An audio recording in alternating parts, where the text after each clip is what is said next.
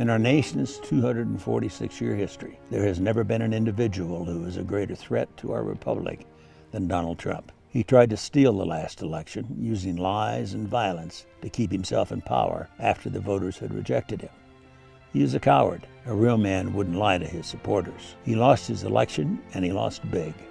I know it, he knows it, and deep down, I think most Republicans know it. That was former President George W. Bush's Vice President Dick Cheney saying that Donald Trump needs to be stopped and he is a threat to democracy. And there was a time when people thought that Dick Cheney was the most disgusting thing the Republican Party could produce, but then came along Donald Trump. And I think more politicians should be doing this, both Republican and Democratic politicians, coming out and saying that Donald Trump is a man who tried to steal the last election. They should play the Raffensperger phone call. Barack Obama, former President Barack Obama, should give a massive speech where he just plays the Raffensperger phone call and breaks down the Jack Smith indictment, because if more people knew about the details of those actions taken by Donald Trump, I think people would be more inclined to vote against him. But what does it tell you when almost every person that worked with Donald Trump is now coming out saying he is totally not equipped to be the president of the United States? I wanted to take this opportunity to highlight some of Donald Trump's closest allies that have come out against him this year.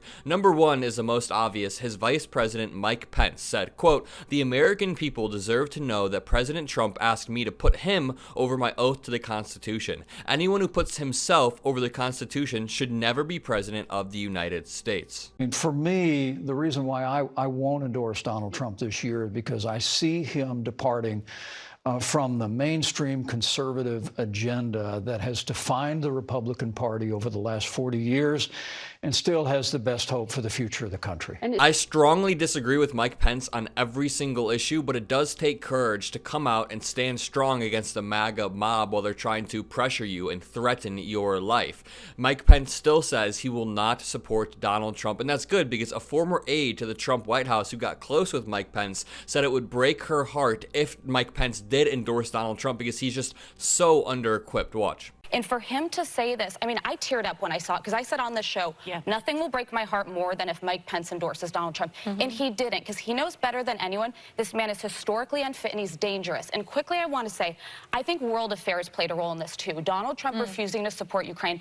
I met with the former president of Ukraine with Vice President Pence. I've been to Poland to visit our troops. I've been to NATO meetings with him. He fundamentally sees this as a tide-changing moment and a generational moment. And I hope he keeps saying this loudly and other Republicans follow. Well, even Republican Adam Kinzinger came out and endorsed President Biden. Remember, Kinzinger was one of the two Republicans that served on the January 6th Select Committee, and both he and Liz Cheney now do not like Donald Trump because they understand the threat that he poses. Watch this clip. I'm Adam Kinzinger, and I'm a proud conservative. I always have been. As a proud conservative, I've always put democracy and our Constitution above all else. And it's because of my unwavering support for democracy that today, as a proud conservative, I'm endorsing Joe Biden for re-election. To continue down this list, number 2 says his second Attorney General, Bill Barr. And keep in mind, Bill Barr has now flip-flopped like the average spineless Republican, and he has now endorsed Donald Trump. But there was a time when Bill Barr said this, quote, "Someone who engaged in that kind of bullying about a process that is fundamental to our system and to our self-government shouldn't be anywhere near the Oval Office. I wonder what changed."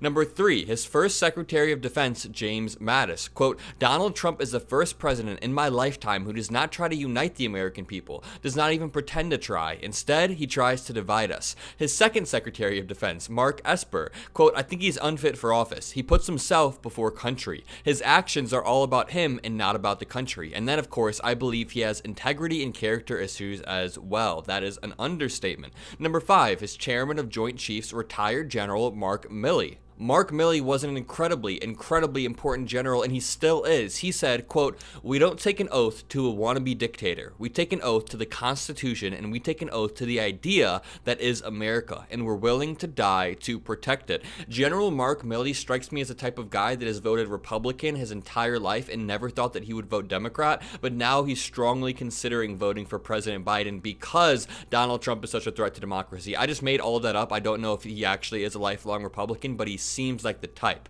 Next, his first Secretary of State, Rex Tillerson, said, quote, Trump's understanding of global events, his understanding of global history, his understanding of U.S. history was really limited. It's really hard to have a conversation with someone who doesn't even understand the concept for why we're talking about this. I use this talking point all the time. I say if you sat down President Biden and you sat down Donald Trump in a room and you quiz them both on the history of Israel-Palestine, when did it start? Why did it start? How has it grown into the conflict that we see today? President Biden would run laps around Donald Trump. 10 out of 10 times, President Biden would be way more on point. He would be sharper. He would understand the history of every single global conflict because he grew up, he's worked for decades in politics. Donald Trump is literally bluffing his way through everything.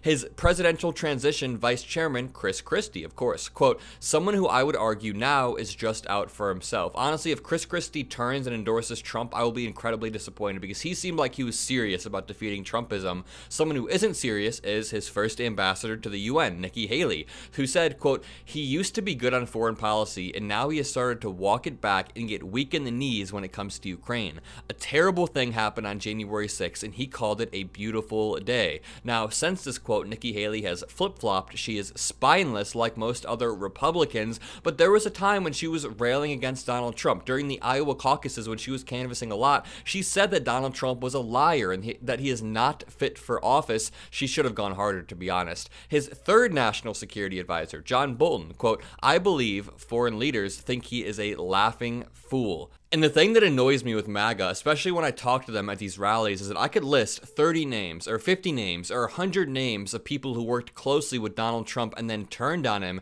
and they will say all 100 of those people are deep state, swamp, establishment shills, and that Donald Trump is the one that's right 10 out of 10 times. You can ask them, why do you think Mike Pence turned his back on Donald Trump? And they'll say, I don't know, because he's a rhino, when Donald Trump sicked his supporters on the Capitol and had them chanting, hang Mike Pence outside the Capitol while he was certifying the results of Joe Biden's victory. And of course, successfully undermining every institution like that, saying that the FBI is rigged, the DOJ is rigged, the Department of Education needs to be dismantled. That is how authoritarianism continues creeping into the mainstream of our country, because when people only trust Donald Trump and they're okay with him dismantling every single institution, then they can endlessly justify him destroying our country because they think that he is just that trustworthy. He is the god. To continue down the list, his second chief of staff, John Kelly, quote, a person that has nothing but contempt for our democratic institutions, our Constitution, and the rule of law. There is nothing more that can be said. God help us. What a really powerful quote right there. He understood